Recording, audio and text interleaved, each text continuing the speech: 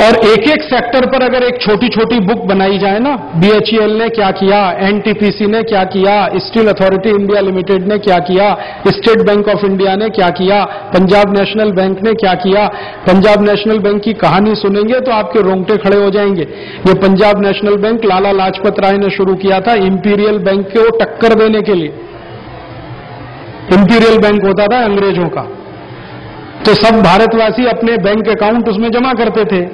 तो लाला लाजपत राय ने कहा स्वदेशी आंदोलन आप जानते हैं 1905 में, उस स्वदेशी आंदोलन के गर्भ में से निकला पंजाब नेशनल बैंक, और सारे क्रांतिकारियों के bank account Punjab national bank में जमा होते थे, क्योंकि अंग्रेज इन क्रांतिकारियों का बैंक अकाउंट स्वीकार नहीं करते थे। लाला लाजपत राय का bank account Punjab national bank में था, भगत सिंह का bank account Punjab national bank में था, चंद्रशेखर आजाद का bank account Punjab national bank में था। चंद्रशेखर आजाद की जो संस्था थी ना, हिंदुस्तान सोशलिस्ट रिपब्लिकन आर्मी, उसका bank account Punjab national bank में था, क्योंकि अंग्रेजी बैंक इनको स्वीकार नहीं करता था। तो अंग्रेजी बैंक को टक्कर देने के लिए और भारत के क्रांतिकारियों को जरूरत पड़े तो मदद देने के लिए लाला लाजपत राय ने शुरू कराया पंजाब नेशनल बैंक। अगर ये कहानी हिंदुस्तान के घर घर में जाए तो कोई भी गर्व से कहेगा कि मेरा खाता पंजाब नेशनल बैंक में है, जिसमें भगत सिंह का खाता था। मेरा खाता पंजाब नेशनल बैंक में है, जिसमें लाला लाजपत राय का खाता था। मेरा खाता एक ऐसी बैंक में है जो भारत की आजादी के आंदोलन में मदद करने वाला बैंक रहा, पंजाब नेशनल बैंक। और कई बार तो ऐसा भी हुआ था कि पंजाब नेशनल बैंक के कर्मचारियों ने फंड्स इकट्ठे कर करके ये भगत सिंह उधम सिंह को दिए थे बम बनाने के लिए, पिस्तौल तमंचे चलाने के लिए, क्योंकि पैसे की जरूरत पड़ती थी। तो ऐसी बातें, साधारण बातों से लेकर विशेष बातें जो कुछ हुई हैं पिछले 10-12 वर्षों में पब्लिक सेक्टर के द्वारा, वो हम लोगों के सामने लाएं। अभी क्या होता है, एक साइडेड पिक्चर पूरे देश में प्रचारित किया जा रहा है, पब्लिक सेक्टर हरामखोर है, सफेद हाथी है, ये बर्बाद हो रहे हैं, बकवास कर रहे हैं। ये इसलिए कि इनको खत्म करने के लिए सरकार तैयार बैठी है। तो इस तरह का दुष्प्रचार हो जाए, लोग स्वीकार कर लें कि हाँ, और एक झूठ को बार बार बोलो, थोड़े दिन में सच लगने लगता है। आप रोज बोलो सफेद आती है, तो जनता मान ही लेगी कि हाँ है। तो फिर जिस दिन बंद होगा, जनता को कोई दुख नहीं होगा, और ये बेचारे अकेले मर जाएंगे, क्योंकि ये विरोध नहीं कर पाएंगे, अकेले उतनी दम नहीं। तो मेरा ऐसे मन में आता है कि हिंदुस्तान के साधारण लोगों को एजुकेट करने के लिए कम से कम पब्लिक सेक्टर के बारे में छोटी छोटी बातें, साधारण बातें पहुंचाई जाएं लोगों के पास। जैसे आज हिंदुस्तान में 76,000 मेगावाट बिजली बन रही है। आजादी मिली थी तो मुश्किल से 6,000 मेगावाट बिजली बनती थी, वो भी मुश्किल से। तो ये 76,000 मेगावाट बिजली किसने दिया इस देश को बना के?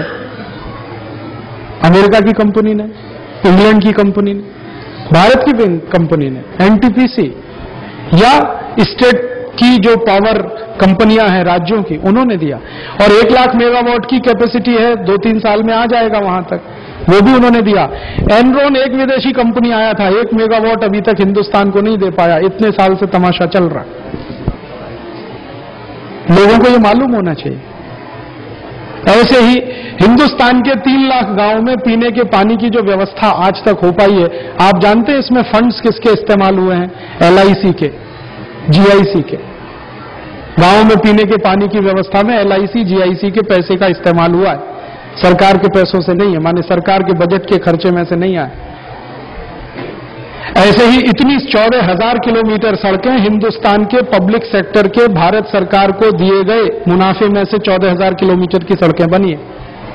रेलवे का इतना बड़ा नेटवर्क बना है जो दुनिया में दूसरे नंबर का सबसे बड़ा नेटवर्क है।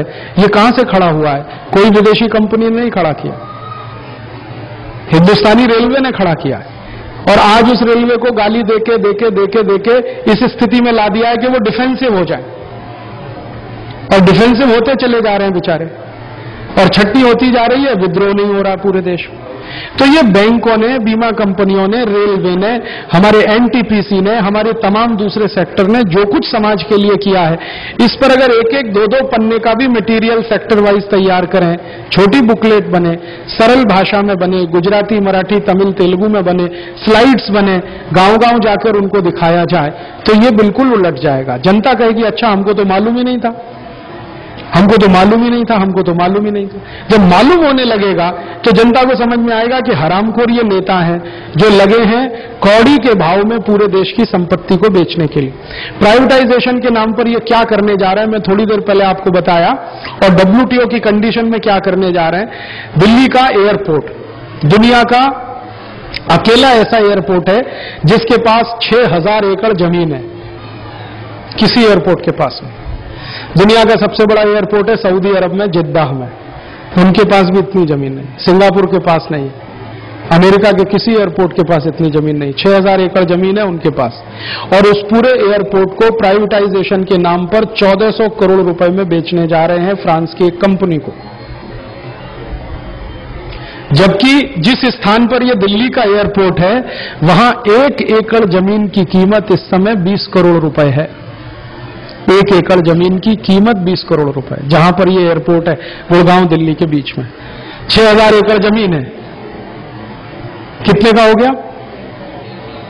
1,20,000 करोड़ की प्रॉपर्टी बेच रहे हैं 1400 करोड़ में। प्राइवेटाइजेशन के नाम पर यह हो रहा है। और इसका माहौल कैसे बनाया है? 2 साल से दिल्ली एयरपोर्ट के खिलाफ कैंपेन किया जा रहा है पूरे देश में, हमारे ही मंत्रियों के द्वारा। यहां के कर्मचारी निकम्मे हैं, ये इनएफिशिएंट है, ये ऐसा है, ये वैसा है, इसमें ये तकलीफ है, वो तकलीफ। अभी मैं थोड़े दिन पहले दिल्ली एयरपोर्ट पर एक सभा संबोधित करने गया, तो मैंने वहां के जनरल मैनेजर को कहा मुझे पूरा एयरपोर्ट घुमाओ। उन्होंने कहा क्या देखना चाहते हैं? मैंने कहा आपका एयर ट्रैफिक कंट्रोल जो टावर है ये मुझे देखना है। कहने लगे क्यों? मैंने कहा इससे अंदाजा लग जाएगा कि आपकी कीमत क्या है, आपकी ताकत क्या है, आपकी औकात क्या है। मैं ले गया, वो मुझे ले गए देखने के लिए। वो मैंने जो देखा और उन्होंने जो इंस्ट्रूमेंट्स का वर्णन करना शुरू किया और जो उन्होंने टेक्नोलॉजी इस्तेमाल की है, मैं दंग रह गया। दुनिया में इतना बेहतरीन air traffic control tower France में भी नहीं है, जर्मनी में भी नहीं। उस अकेले टावर को अगर बेचे अंतर्राष्ट्रीय बाजार में तो 600 करोड़ मिलता है, और 1400 करोड़ में पूरा एयरपोर्ट बेचने जा रहे हैं। अब जनता को मालूम नहीं है दिल्ली एयरपोर्ट की विशेषता ये है, इनके पास 6000 एकड़ जमीन है।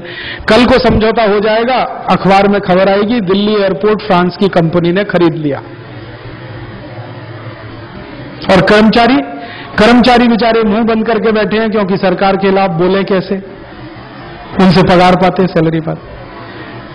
और ये जो प्रॉपर्टी है, मैंने एक दिन उनसे पूछा कि अगर ये 6000 एकड़ जमीन, इसमें इस्तेमाल कितनी हो रही है? तो उन्होंने कहा मुश्किल से इसमें 50-60 एकड़ जमीन इस्तेमाल हो रही है रनवे में और ये सब वगैरह, बाकी खाली पड़ी है। मैंने कहा इसमें खेती करना चालू कर दो तो साल का कम से कम 50-60 करोड़ का तो प्रोडक्शन यहां हो सकता है। तो उन्होंने कहा राजीव भाई खेती तो छोड़ो, हम यहां गोल्फ क्लब बना दें और उसमें एंट्री फीस रख दें तो साल का 1400 करोड़ तो हम इसी से कमा के दे सकते हैं सरकार को, गोल्फ कोर्स बना के। क्योंकि जितनी विदेशी फ्लाइट आती है ना, इंटरनेशनल फ्लाइट रात को अक्सर आती हैं, उनमें कई बार ऐसा होता है कि एक दिन वो लोग ठहरते हैं, फिर दूसरी फ्लाइट पकड़ के वो गोल्फ खेलेंगे, फीस लगा दो, साल का 1400-1500 करोड़ उसी से आ सकता है। पूरा एयरपोर्ट इतने में बेच रहे हैं, 1400 करोड़, और बिना किसी बिड के। माने कोई इंटरनेशनल टेंडर इनवाइट नहीं हुआ, कुछ नहीं हुआ, फ्रांस की कंपनी को सामने से बुला लिया। क्यों? समझौता हो गया सरकार का, कुछ लेन देन हुआ होगा उसमें। अब एक दिल्ली एयरपोर्ट बिकेगा, फिर बंबई बिकेगा, फिर सब बिकेगा। ऐसे सरकार की माने बेईमानी और हरामखोरी में देश की संपत्ति बिक रही है प्राइवेटाइजेशन के नाम पर, ग्लोबलाइजेशन। अब जनता इसमें बगावत कर सकती है जब उसको पूरी बात मालूम। जब मुझे पता चला दिल्ली एयरपोर्ट की वास्तविकता, मैंने दिल्ली की 4-5 मीटिंगों में कह दिया, लोगों का खून उबल गया, जी कैसे कर सकते हैं, हम देखेंगे सरकार को। अगर यही बात पूरे देश में प्रचारित हो जाए तो जनता खड़ी हो जाएगी। तो जनता के सामने कोई सरकार नहीं टिक सकती। कर्मचारियों को तो वो झुका सकते हैं, लेकिन जनता को नहीं झुका सकते। तो मेरा यह कहना है कि हम सब मिलकर भारत की जनता के पास ये सब मुद्दे लेके जाएं, सरल सरल भाषा में, कम शब्दों में, सरल सूत्रों में उनको ये जानकारियां दें कि भारत के पब्लिक सेक्टर ने क्या किया है, बैंक ने क्या किया, बीमा ने क्या किया, इसने क्या किया, इसने, और WTO और प्राइवेटाइजेशन के नाम पर सरकार क्या करने जा रही है। जब समझ बनेगी तो बात आगे बढ़ेगी। अब उसके तरीके क्या हो सकते हैं? तरीके बहुत हो सकते हैं। हम CD बनाएं, गांव-गांव में दिखाएं, पत्रक बांटें, टेलीफोन, ये लोकल अगर टीवी चैनल है उसके माध्यम से कहें, अखबारों में लिखें, और सबसे अच्छा जो बाई ने कहा कि रेडियो पे कहें। अपना कोई रेडियो स्टेशन हो तो शायद कहे, सरकार तो इसको कहने नहीं देगी। अपना कोई टीवी चैनल हो तो उस पर ये सब बातें, एक एक बात की पोल खोलें, सरकार जो कर रही है, WTO में जो हो रहा है और वास्तविकता क्या है, तो देश बचने के लिए रास्ते खुलते हैं, लोग खड़े हो जाएंगे, ऐसा मुझे लगता है। लोगों को जानकारी नहीं है, इसलिए सरकार ये सब करती चली जा रही है। जैसे ही जानकारी होती है, लोग तो सरकार को कुछ नहीं करने देते। जैसे मैंने आपको थोड़ी देर पहले सवेरे उदाहरण दिया, हरियाणा के लोगों को जब तक मालूम नहीं था वैट क्या है, वो चुप रहे, और चौटाला ने वैट लागू कर दिया। लागू होने के बाद जब तकलीफें आना शुरू हुई, उन्हीं हरियाणा के लोगों ने चौटाला को कान पकड़ के नीचे उतार दिया। चौटाला के पास पहले 54 सीटें थी जब पिछली सरकार आई, अभी उसके पास 9 सीटें हैं। खुद हार गया बुरी तरह से। तो जनता को जब पता चला तो उन्होंने जवाब दे दिया। ऐसे ही हर क्षेत्र में जनता को पता चले तो सरकार को सबक जनता सिखा सके। तो ये समस्या है, उसका विश्लेषण और समाधान, हर समस्या का समाधान हम अपने ही तरीके से करें, वही अच्छा है। अब इसमें एक बात वो अंत में आके खत्म होती है कि कौन करे इस काम को, हम सब करें।